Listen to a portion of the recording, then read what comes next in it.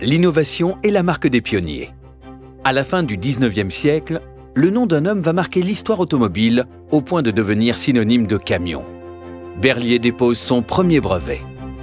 C'est aussi l'année où un autre pionnier, Louis Renault, crée la société Renault Frères. Ensuite, il conçoit le premier véhicule de transport de marchandises construit sur la base d'une voiture.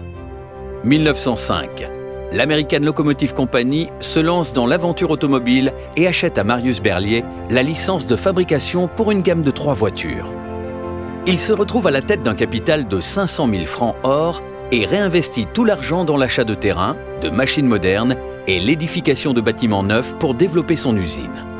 La marque Berliet adopte alors comme logo le fameux sigle de la locomotive Chasse-Buffle.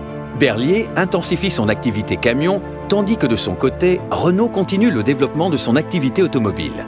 Berliet lance la première génération de camions, le L, puis le M, avec une campagne de communication visionnaire. La route prolonge le rail. Malgré l'arrivée de la Première Guerre mondiale, Marius Berliet se projette déjà dans les 20 prochaines années. Sur 400 hectares, il installe les premiers ateliers de transformation, d'usinage et de chaînes de montage. Berliet, comme Renault, participent activement à l'effort de guerre et produisent l'arme de la victoire finale. En 1916, 40 CBA sortent quotidiennement des usines Berliet.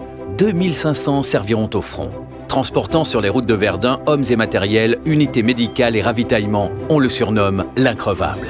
À l'après-guerre, l'essor du camion comme moyen de transport se heurte à la volonté d'un homme. Raoul Dautry, patron des chemins de fer d'État, a pour projet de construire une ligne ferroviaire transsaharienne afin d'asseoir la supériorité du rail. Berliet et Renault relèvent le défi. En 1926, avec des véhicules 6 roues, ils traversent le Sahara. En 1932, équipés cette fois du moteur diesel, les camions Berliet triomphent au concours transsaharien. Les camions gagnent leur combat face au chemin de fer. Nous pouvions transporter 3 à 4 fois plus vite et à moitié prix et en porte à porte. La Deuxième Guerre mondiale donne un coup de frein au développement de Berliet. Dans la tourmente de l'après-guerre, alors que sa société est mise sous séquestre, Marius Berliet décède le 17 mai 1949 à l'âge de 83 ans. 2 mois plus tard, les usines sont rendues à la famille. Selon la volonté de son père, Paul Berliet en prend la tête. Sur les routes et sentiers de France, le nombre des Berliet dépasse celui de toutes les autres marques réunies. Le GLR 5 cylindres est le prototype du grand routier. Infatigable à la charge, c'est l'athlète de la route. En 1955, 10 ans après la fin de la guerre, la Régie nationale des usines Renault crée la Saviem, qui regroupe l'activité poids lourd avec celle de Latil et Saumua et que rejoindra Chausson en 1959. Le développement de l'usine de Blainville a permis à Saviem Renault d'accroître encore sa production. Les chaînes produisent une gamme de véhicules industriels de 5 à 35 tonnes. Puissance ne doit pas signifier inconfort et les cabines ont été particulièrement étudiées sur les poids lourds destinés aux travaux publics ou au transport routier. Paul Berliet, lui, est ailleurs. Il a l'ambition de s'implanter à l'international et notamment en Afrique. La recherche pétrolière bat son plein dans le Sahara. Le matériel utilisé d'alors est inapproprié. Berliet sera le premier constructeur à proposer des camions adaptés au désert. Vous allez découvrir le plus gros camion du monde, conçu et fabriqué par Berliet, le T100, le 100 tonnes. Ce moderne Gulliver qui va rompre ses amarres pour connaître la belle aventure du voyage est un peu leur œuvre et ils en sont fiers eux aussi. Emblème du savoir-faire industriel français, le mythique T100 installe définitivement l'image de robustesse de la marque Berliet. Mais, ironie de l'histoire, c'est un autre camion qui marquera l'épopée saharienne Berliet, le GBC. Ses exploits dus à ses capacités de franchissement et son incroyable robustesse feront de lui une légende. Aujourd'hui, à 80 km d'Ouargla, capitale du Sahara, flambent les torchères d'Hassim et Saoud, la cité du pétrole. Berliet s'est fixé un but, tracer un itinéraire terrestre qui, en 12 jours, relie Alger à Fort-Lamy sans rupture de charge.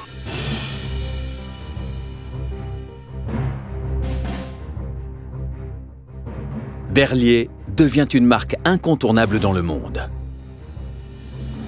Ce qui a fait ma force, c'est cette formule permanente de mon père que j'ai appliquée. Je vous crois, mais j'irai voir. Et quand vous allez voir, ça n'est jamais ce qu'on vous a dit. Le constructeur lyonnais est en pleine croissance.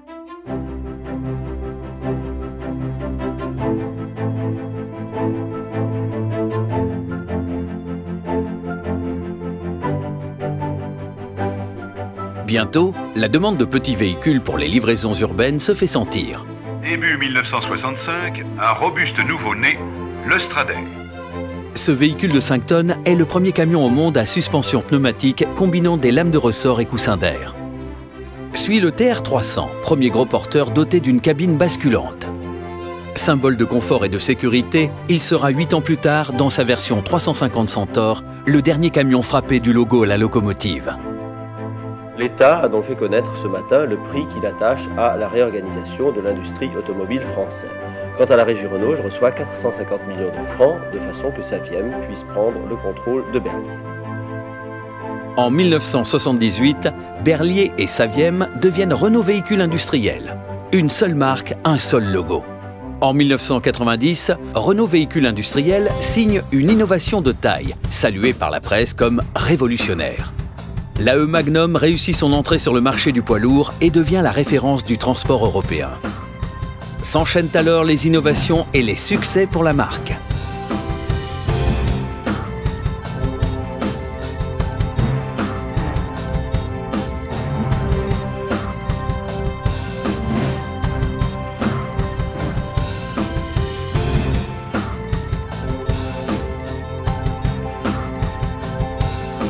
En 2001, la division poids lourd de Renault rejoint le groupe Volvo et devient un an plus tard Renault Trucks.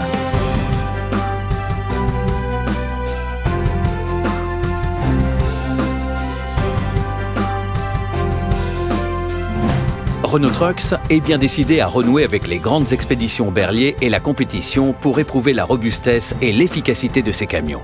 De nouveaux défis se profilent désormais à l'horizon pour la marque. Non seulement réduire la consommation et les émissions de CO2, mais aussi développer les énergies de substitution.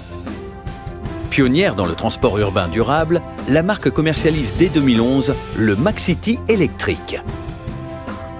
En 2013, la présentation de la nouvelle gamme Euro 6 marque un tournant. C'est la première fois qu'un constructeur renouvelle l'ensemble de sa gamme dans la même année. Quel que soit leur métier, tous les professionnels disposent désormais d'un outil de travail robuste et économe en carburant pour toujours maîtriser leurs coûts. En 2015, le Renault Trucks T, fleuron de la gamme, est couronné camion international de l'année. Une récompense après des années de recherche et développement. Engagé à relever le défi de la mobilité durable, Renault Trucks continue de mener des recherches ambitieuses et développe des services innovants et connectés. En 2018, le lancement de la deuxième génération de camions 100% électriques et sans émissions à l'usage, sous l'appellation officielle ZE, accompagne concrètement la mutation des villes vers l'électromobilité. Chaque jour, les femmes et les hommes de Renault Trucks se projettent dans l'avenir pour imaginer des solutions de transport simples et efficaces et donner aux professionnels l'assurance de faire le bon choix, poursuivant ainsi l'œuvre de leur fondateur.